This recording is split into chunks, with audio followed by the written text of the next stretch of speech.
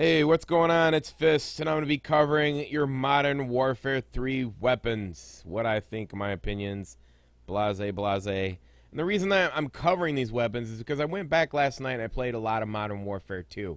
Now, I don't want to go into my feelings about that. I think I'm going to do a podcast on that today if you guys want to show up for that. But let's go ahead and talk about the Modern Warfare 3 weapons.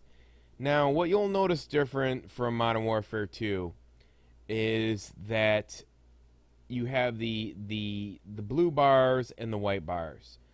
Now, what I find very strange in all of this whole situation is that you'll see that there is a disparity between the blue and white bars, and I really don't. I've asked around, and I don't know what that means, and I don't know if that's something that you could build up in that weapon, like proficiency.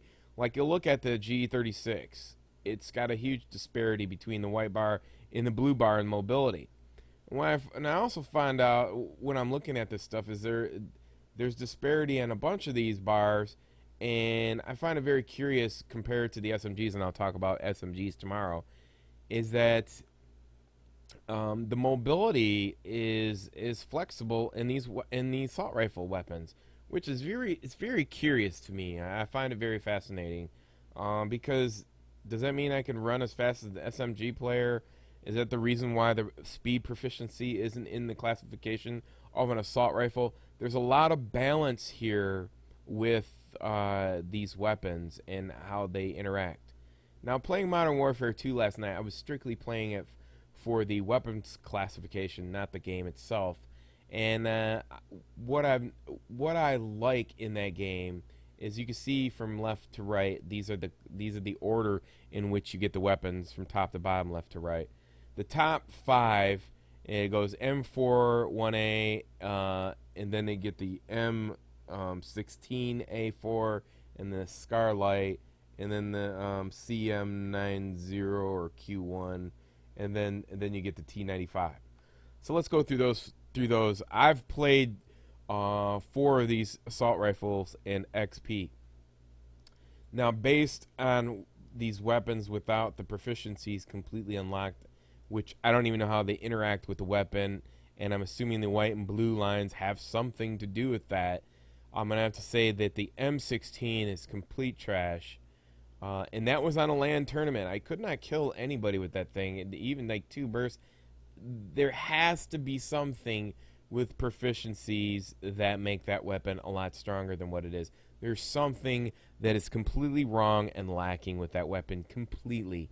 The M4 was manageable. The Scar was a great weapon. It seemed like it had a lot more weight to the weapon. It was very good weapon. It had a lot of bullets, so you could take on multiple targets. And then the CM90, I think that's a weapon that is needs some familiarity to getting used to. It has a lot of kick, even with the kick proficiency. I really don't understand where that weapon fits in. Now, this is where it gets interesting. Now we're going to talk about the T95, and this is the reason why, or the T95, the Type 95, the last one to the right, top 5 right. The T95, I didn't know this until like recently, is a 3-shot burst weapon. So my assumption is why the M16 is such a shitty weapon, and let it be known that in every other Call of Duty, it was always the later unlockable. It was a later unlockable in Modern Warfare 2, Call of Duty 4. And then it wasn't that strong in the other games. I mean, it's fairly okay in the Black Ops, but it's nowhere near the G11. So I'm thinking the T95 3-shot burst, and the reason I went back to Modern Warfare 2 is because I didn't understand how strong the FAMAS was. And the FAMAS was very strong. I realized it. I look back at my early videos in November that the FAMAS, I was liking it so much because it was killing so easy. And the fact is this: all Call of Duty games run on a server-based situation. So I was thinking to myself, okay, the T95 is going to be like the FAMAS from Modern Warfare 2. 3-shot burst, really strong weapon, and we're going to see what happens there. Now, what's really fascinating is when you get to the last 5. The G36 was in the range of like the AK-47. The ACR 6.8, I don't know why they put this 6.8. Maybe it's because there's an anal crowd in the forums that... It's the 6.8 guy. You just don't understand. Now, obviously, the ACR is going to trump the SCAR. So, like, you'll make the jump from the SCAR to the ACR. And then the people that are good with the 3-shot burst, I think they're going to be using the T95. And I'm going to talk about how the games differ from Modern Warfare 2 to Modern Warfare 3 in regards to these weapons in my podcast. I think I'm going to do today or tomorrow. If you guys want me to post that on my channel, let me know, because I don't want to drag it out in this. So the M14, the MK14, 1-shot burst, and then obviously the AK-47 is second to last unlock. Now you look at that, you know, it's always been a toss-up in every single game. Like, it kicked ass in Call of Duty 4. It took time to get used to. It didn't have the same power in Modern Warfare 2.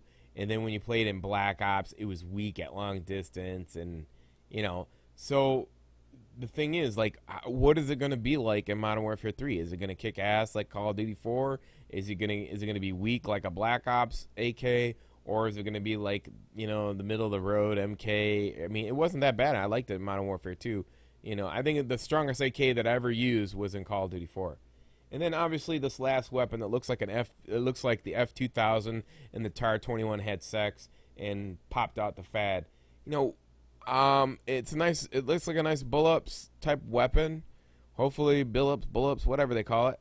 We'll see. I mean, hopefully, you know, the Call of Duty series has finally figured it out that, you know, people spend all their time getting to level 80.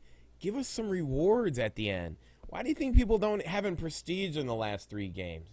So anyways, I hope you enjoyed it. These are going to be some interesting weapons. I'm going to talk about them more in my podcast. Here you can see the statistics on all the weapons. The big question is, what is the difference between the white and blue lines? What is the significance there? Is that the proficiencies? You know, when they're releasing the first 4 or 5 weapons compared to the last 5 weapons, you know, what's the significance in that? I mean, is there going to be a change in that relationship? Are we going to see something like that? A lot of unanswered questions, but I'm going to talk more in depth about, you know, my feelings about Modern Warfare 2 and Modern Warfare 3 and what's really going on here, you know, like my interpretation of the whole thing. So I hope you enjoyed it. You see the pictures of the assault rifles. I'll talk to you about it. Talk about the SMGs tomorrow.